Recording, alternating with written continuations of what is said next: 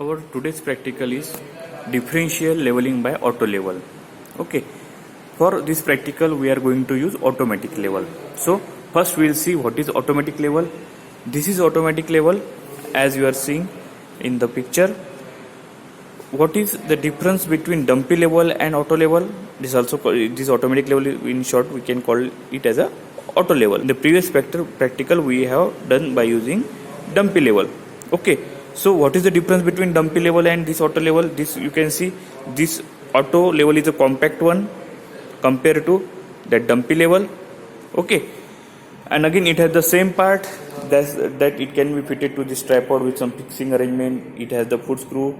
Okay, again this leveling head, and this is the telescope. As you can see, this is the eyepiece of this auto level. Okay, here this is we can focus this eyepiece here, and here this is the object glass.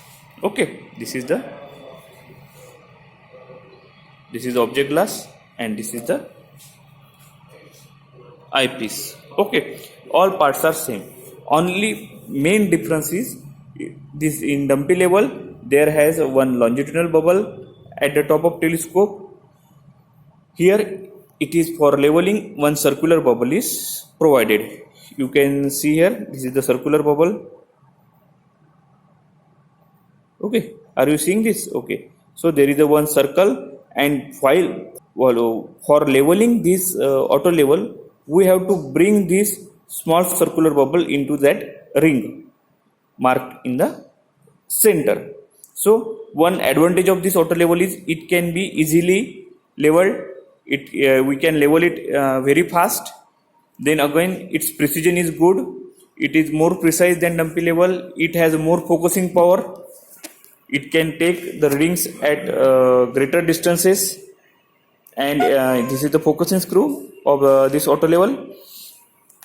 And one most important component part this auto level has is the tilt compensator. Okay, in between this eyepiece and object glass, one tilt compensator is provided, so that if this what is the function of tilt compensator? Suppose this level is not perfectly level. Okay, suppose it is in the range of making angle 15 minutes to 30 minutes with respect to vertical. That is, it is not this bubble is not perfectly in the center, but somewhere in this circle. Then also we can get that line of collimation or axis of this level is horizontal. Okay, how? This is the tilt compensator just I told you about. This is also how it is. There is a one compensating prism fixed at the center, and above that there is a one counterweight. Okay, and there are two more prisms are there, or we can say it is the fixed prism or fixed mirror. It is provided, and this compensating prism is fixed with the help of 4 non-magnetic wires inside the instrument. It is there inside the instrument, but we cannot see it. Okay, so this compensating prism is fixed by using 4 non-magnetic wires inside our instrument, and there is a one counterweight at the center. Okay, whenever what we see now, suppose this is the telescope horizontal position. When our telescope is horizontal, that is our level is perfectly level. Then this is our horizontal crosshair, and this is our line of collimation. Okay, it is horizontal if this telescope is horizontal. Suppose in case this telescope is not horizontal but it is tilted. When it is tilted, what will happen? If it tilts, then it is freely attached to this what we can say, this compensating prism is freely attached to this wire supports.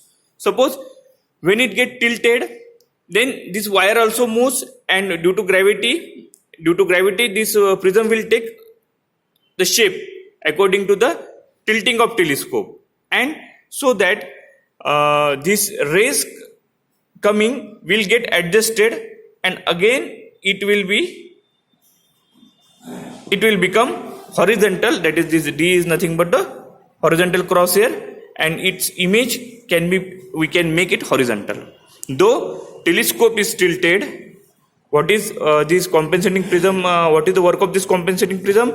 Though the telescope is tilted to some degrees or to some minutes, our line of collimation we get as a horizontal line. Okay, though telescope is tilted. Why? Because this compensating prism get adjusted according to the tilt due to this counterweight, and then this whatever the rays coming, they are also getting adjusted, and it makes the line of collimation again the horizontal. Okay, so this is the function of compensating prism. So why this is called automatic level? Because it get automatically level by using this compensator prism, or we can say it is as a by using tilt compensator, it get automatically level to when it is not exactly horizontal. When telescope is not exactly horizontal, it get automatically this line of collimation may get automatically horizontal, so it called as the automatic level. Okay, and just now I told you what are its advantages. It is this is more precise instrument than our traditional dumpy level, and it is widely used. You have seen many times on the road this level only. It is widely used, and it is also a compacted one. Its precision level is high, its focusing power is high. This is focusing screw, so that we can take the reading accurately. That is, its accuracy is more. Now, moving to our practical, that is differential leveling by auto level. Okay, what is our practical? Differential leveling by auto level. What was our first practical? It was the simple leveling by using dumpy level that we have done. Okay, what we have done in that? If we have to do some simple leveling, that is we have to find the level difference between 2 points. Suppose this is point A and this is point B. Okay, if suppose there are 2 points, this is A and this is B, and we have to find out the level difference between two visible point, intervisible point, then what we are doing in simple leveling, we are just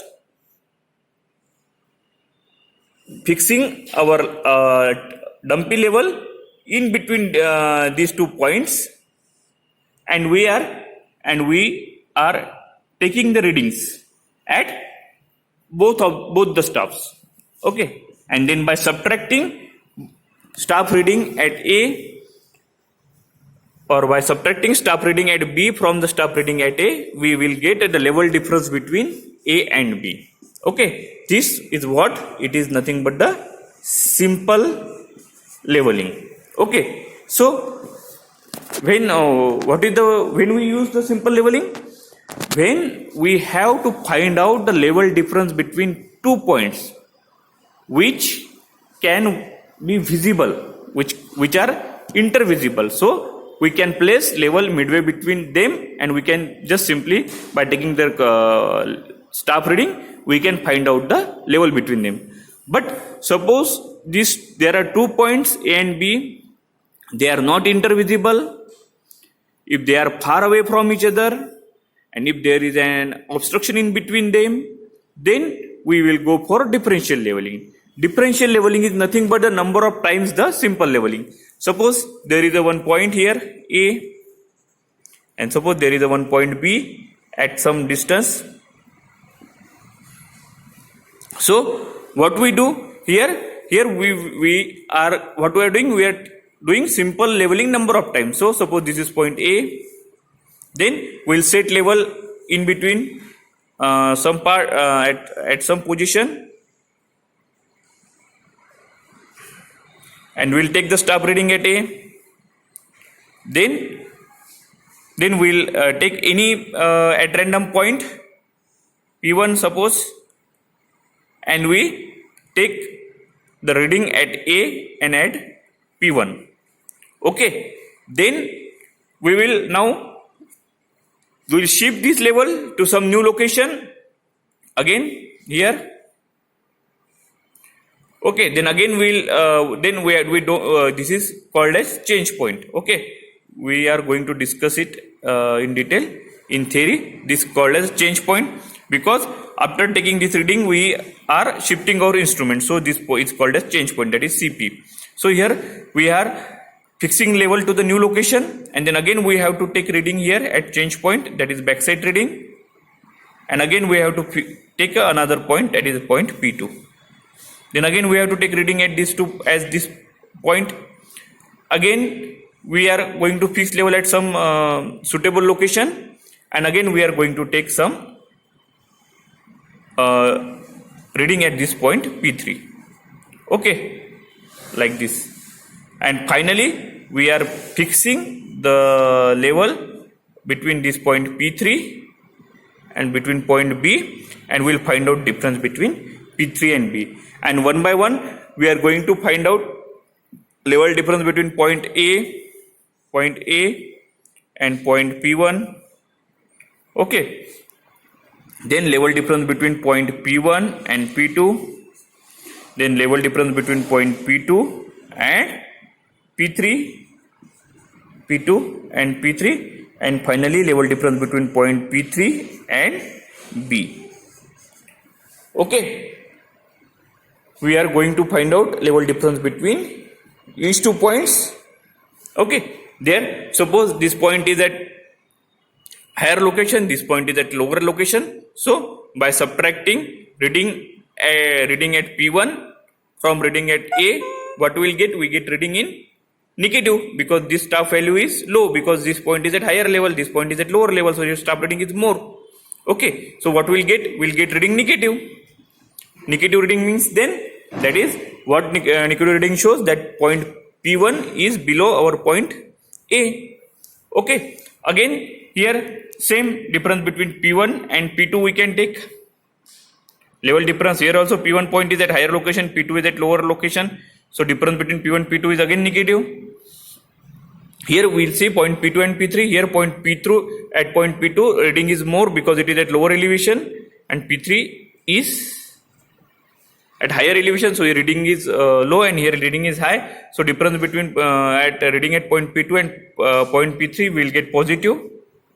And again difference between P3 and B also, again we are getting positive.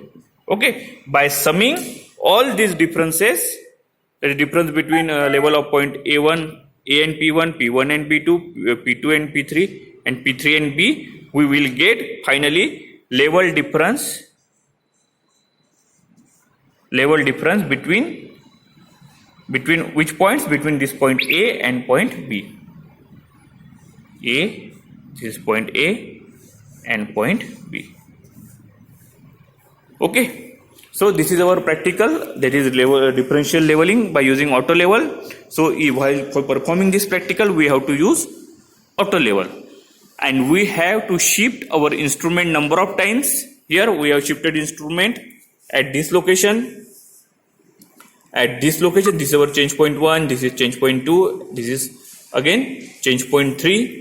After every reading we are shifting the instrument, because we have to finally find out the level difference between point A and B, and it is not possible by simple leveling, that is by just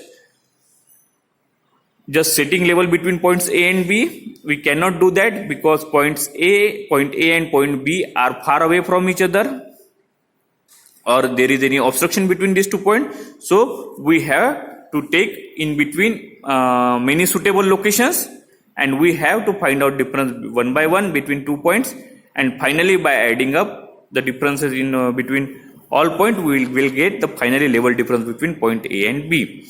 So if I perform this practical also, you cannot see the readings. Okay, so just keep this practical and write this practical, and we'll perform it later on.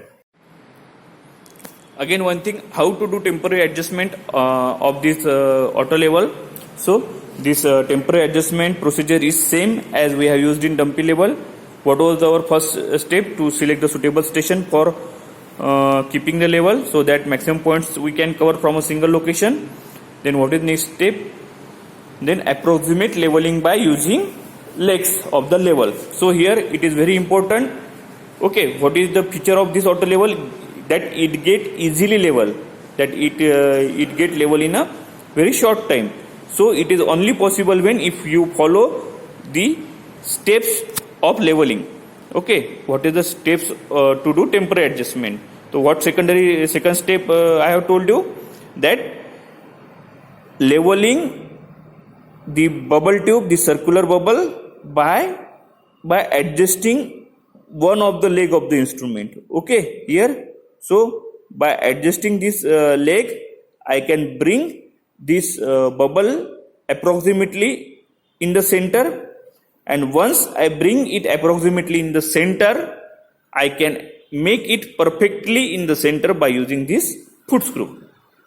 Okay, and for centering by using foot screw,